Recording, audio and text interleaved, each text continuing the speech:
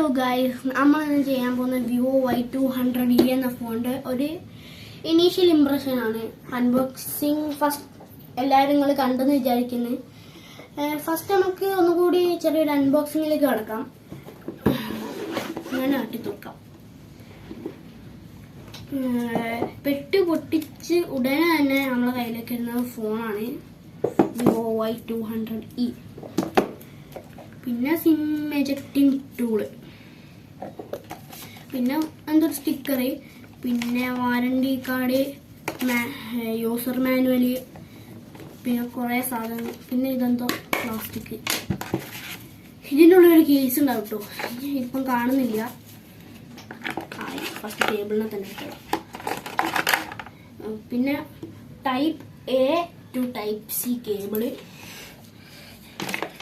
പിന്നെ വിവോയുടെ official 44 വാട്ടിൻ്റെ charger. ഇത്രയാണ് നമുക്ക് ബോക്സിൽ കിട്ടുന്നത്.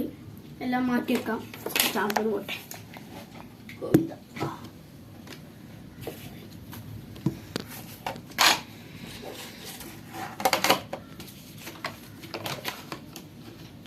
സ്റ്റാർട്ട്. ഇനി നമുക്ക് ഫോൺ പുറത്തേക്ക് എടുക്കാം.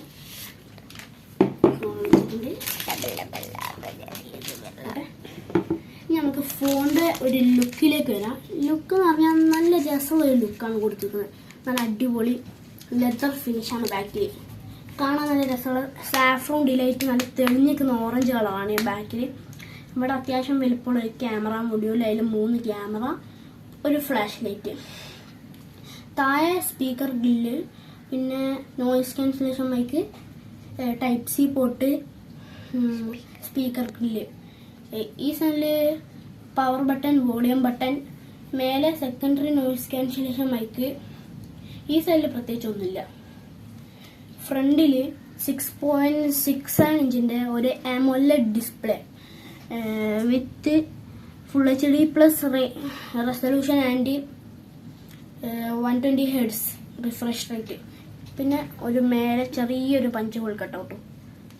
ഡിസ്പ്ലേ ഫീച്ചേഴ്സ് മൊത്തം പറഞ്ഞല്ലോ. പിന്നെ ഡിസ്പ്ലേ ഫിംഗർ പ്രിന്റ് സ്കാനറും. ഡിസ്പ്ലേനെ കുറിച്ച് പറഞ്ഞപ്പോഴേ മനസ്സിലാവുള്ളൂ, അത്യാവശ്യം തിരക്കേടില്ലാത്ത ഡിസ്പ്ലേ ഈ ഫോണിൽ കൊടുത്തിട്ടുണ്ട്. ഇനി നമ്മൾ അടുത്ത ഇതായിട്ട് കിടക്കുന്ന ക്യാമറയിലേക്കാണ്. ക്യാമറ സെൽഫി ക്യാമറ എന്ന് പറഞ്ഞിട്ട് 16 മെഗാ പിക്സലിൻ്റെ ഒരു സെൽഫി ക്യാമറ ആണ് വിവോ Y200E കൊടുത്തിരിക്കുന്നത്. പിന്നെ 50 മെഗാ പിക്സലിൻ്റെ ഒരു ബാക്ക് ക്യാമറയാണ്. ഇത് ഒരു സെൻസറാണ്, എന്തൊരു സെൻസറാണ് എനിക്കറിയില്ല.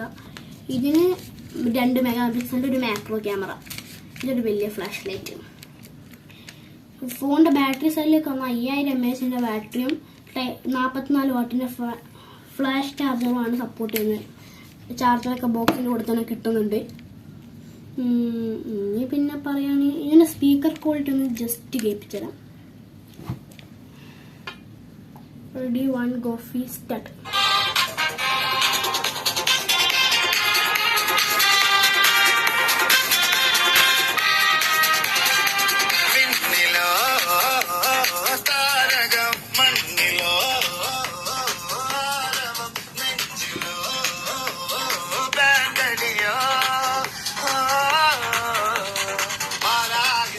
ഇതാണ് സ്പീക്കർ ക്വാളിറ്റിനെ കുറിച്ച് പരാമർശിക്കാനുള്ളത്.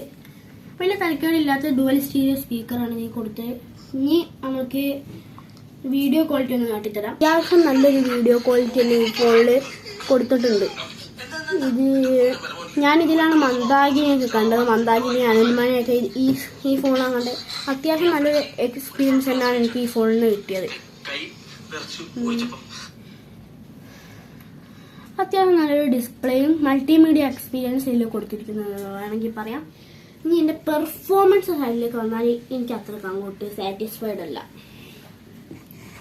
ഇതിൽ വന്നേക്കുന്നത് റെഡ്മി 12 5Gയിൽ വന്ന ക്വാൾകോം സ്നാപ്ഡ്രാഗൺ 4 Gen 2 എന്ന് പറഞ്ഞ എക്സാക്ട്ലി സെയിം ചിപ്സെറ്റ് തന്നെയാണ്. ഇത് ഇത്തിരി കൂടി ഓവർ ക്ലോക്ക്ഡ് ആണെന്ന് തോന്നുന്നു. 20,000 റുപ്യേൻ്റെ അല്ലേ. എന്തായാലും ഇതിൽ ആ പ്രൊസസ്സർ എനിക്ക് വളരെ ബാഡായിട്ടാണ് തോന്നി.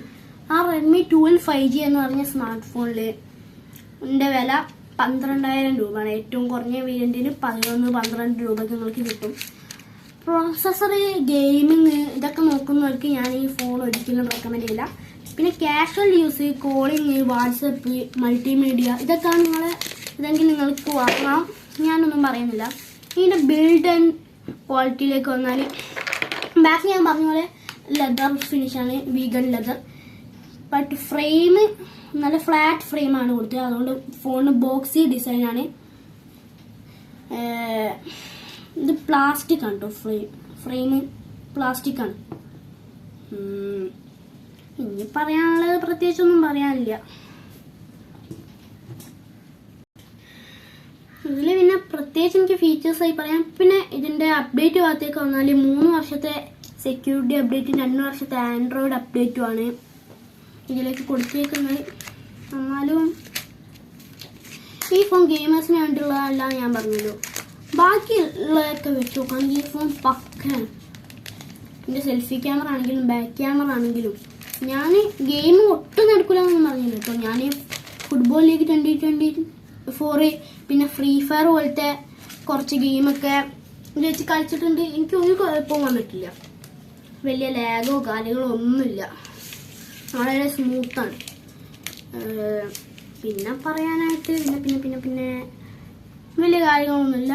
ഇതോടെ ഞാൻ നിർത്താണ് ഈ വീഡിയോ.